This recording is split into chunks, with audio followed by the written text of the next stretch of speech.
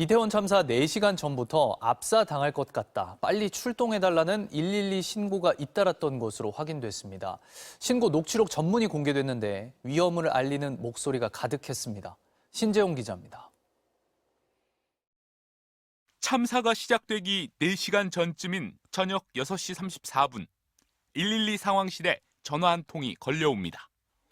해밀턴 호텔 옆 편의점이 있는 골목이라며 너무 불안하다고 말하는 신고자. 바로 그 골목입니다. 클럽 앞에 줄 서 있는 인파와 이태원역에서 올라오는 사람, 골목에서 나오는 사람이 엉켜 있다고 당시 상황을 자세하게 설명합니다. 그리고는 압사당할 것 같은데 겨우 빠져나왔다고 말합니다. 사고 4시간 전부터 압사 위기를 느낀다는 신고가 접수됐던 겁니다. 밤 8시 때에도 3차례의 112 신고가 들어왔습니다. 사람들이 밀치고 난리가 나서 넘어지고 다쳤다며 사실상 상황이 시작됐음을 알립니다. 이어진 신고도 사람들이 길바닥에 쓰러지고 통제가 안 된다, 심각하다며 급박한 현장 상황을 설명했습니다. 그리고 4번째 신고에서 압사라는 표현이 또 등장했습니다. 사람들이 거의 압사를 당하고 있다, 아수라장이다, 장난이 아니라며 경찰에 조속한 출동을 요청한 겁니다. 9시 들어서는 분단위로 신고가 접수됩니다. 9시 정각에는 대형 사고가 나기 일보 직전이라고 했고 2분 뒤에는 진짜 사람 죽을 것 같다. 5분 뒤에는 압사당할 위기다. 그리고 압사당하고 있다는 신고까지 연속으로 들어왔습니다. 참사 직전에 걸려온 11번째 신고 전화는 비명소리와 함께 이태원 뒷길이라고 거듭 외치는 다급한 목소리로 끝났습니다. 이렇게 현장의 위험성을 알리는 112 신고가 4시간 동안 모두 11건 접수됐습니다. 이 11번의 신고에서 압사라는 단어가 언급된 건 모두 6차례였습니다. MBC 뉴스 신재용입니다. 이렇게 참사 전부터 신고한 시민들은 구체적으로 필요한 조치들을 요청했습니다. 하지만 경찰은 사실상 방관했습니다. 배주환 기자입니다. 첫 신고가 들어온 오후 6시 반, 같은 시간 한 제보자가 촬영한 영상입니다. 사고가 벌어진 골목은 이미 인파가 가득 차 제대로 움직이기도 힘든 상황이었습니다. 6시 반이었었거든요. 그런데도 너무 이게 사람이 많아서 무슨 일이 나겠다. 이때 112에 전화를 건 최초 신고자는 경찰이 통제해서 인구를 좀 뺀 다음에 안으로 들어오게 해줘야 한다고 말했습니다. 골목의 입구를 막아 사람들이 더 이상 들어오지 못하게 해달라고 구체적으로 요청한 겁니다. 신고를 접수한 경찰관은 출동해서 확인해 보겠다고 답했지만 상황은 달라지지 않았습니다.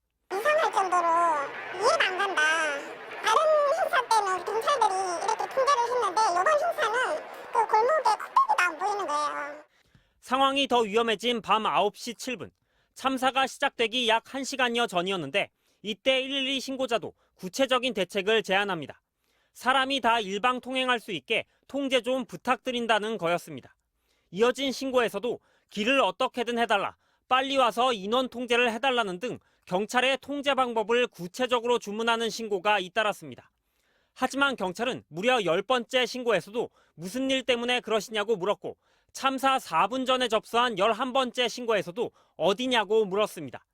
이 같은 대응이 반복되자 답답해진 한 신고자는 영상 찍어놓은 것이 있는데 보내드릴 방법이 있냐고 묻기까지 했습니다. 하지만 경찰이 현장에 출동해 조치한 건 11건 가운데 4건 뿐이었고 6건은 전화 상담 후 종결, 나머지 1건은 어떻게 처리됐는지 불명확했습니다. 구체적인 현장 상황을 전하며 간절히 경찰에 도움을 호소했던 신고자들의 생사는 확인되지 않고 있습니다. MBC 뉴스 배주환입니다. 참사가 시작되기 전부터 이처럼 112 신고가 다수 있었고 경찰이 부실 대응한 정황이 확인되자 경찰 총수는 고개를 숙였습니다. 윤희근 경찰청장은 경찰의 대응에 미흡한 점이 있었다며 강도 높은 감찰을 예고했습니다. 장슬기 기자입니다. 긴급 기자회견을 가진 윤희근 경찰청장은 이번 사고에 안타깝고 비통한 마음을 금할 수 없다며 책임감을 느낀다고 말했습니다. 특히 윤 청장은 사고 전에 112 신고가 다수 접수됐던 점과 관련해 경찰의 대응이 부실했음을 인정했습니다. 많은 군중이 몰려 사고의 위험성을 알리는 급박한 내용들이었습니다. 그럼에도 불구하고 112 신고를 처리하는 현장의 대응은 미흡했다는 판단을 했습니다.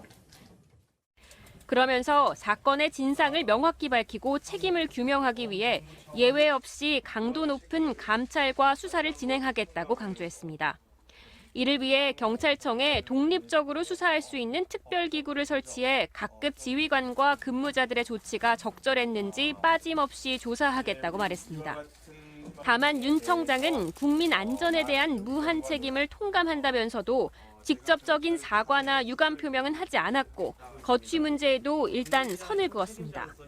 일단 현안 해결과 사고 수습 그리고 향후 대책을 마련하는 것이 급선무라고 생각을 하고 있습니다. 결과가 나왔을 때 어느 시점이 됐건 그에 상응한 처신을 하겠다. 또 헬로윈 행사에 대비해 사전 투입한 경찰 규모가 적었다는 지적에 대해서도 나름 많은 인원을 투입한 게 137명이라며 동의하지 않는다는 뜻을 시사했습니다. 국가수사본부는 윤 청장이 언급한 특별기구와는 별도로 501명 규모의 특별수사본부를 설치해 사고 원인과 책임에 대한 수사를 신속히 진행하겠다고 밝혔습니다. MBC 뉴스 장슬기입니다. 한미 양국이 실시 중인 연합훈련을 두고 북한의 반발 수위가 높아지고 있습니다.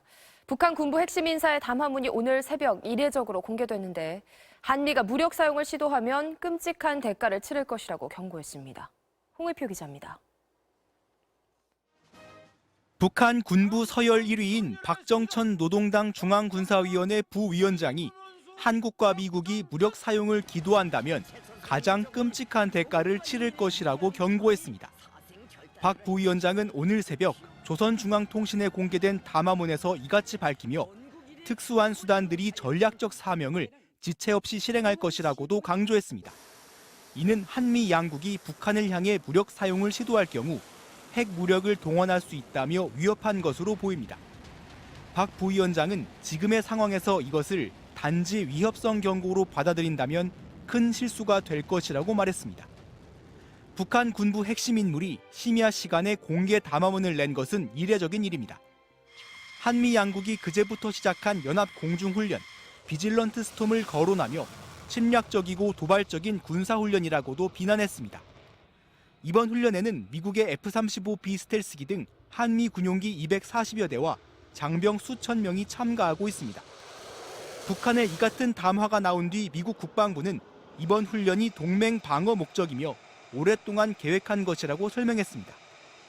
미국 국방부는 또 핵심 전략 무기인 핵추진 잠수함 키 웨스트가 그제 부산항에 도착하며 한반도로 전개됐다는 사실도 공개했습니다. 미국 백악관이 북한의 핵실험 가능성을 크게 지속적으로 우려하고 있다고 밝힌 가운데 은밀성이 중요한 핵잠수함의 기동을 이례적으로 노출한 것은 북한을 향한 경고로 풀이됩니다. MBC 뉴스 홍익표입니다.